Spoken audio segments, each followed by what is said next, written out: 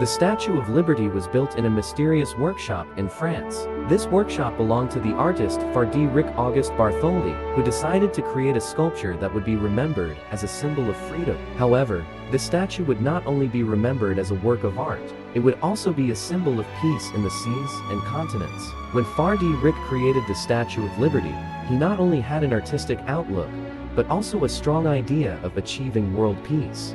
He decided to put a prayer inside the statue to protect it from evil spirits and fill it with the energy of peace. This prayer would spread across seas and continents, bring together people all over the world, and give them hope.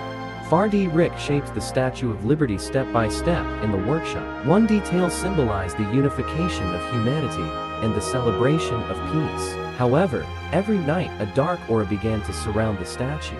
Frédéric felt this strange situation and thought that evil spirits had infiltrated the statue. One night, while Frédéric was praying in his dream, a voice suddenly rose from the gods. "Fill this statue with the peace and unity of all humanity.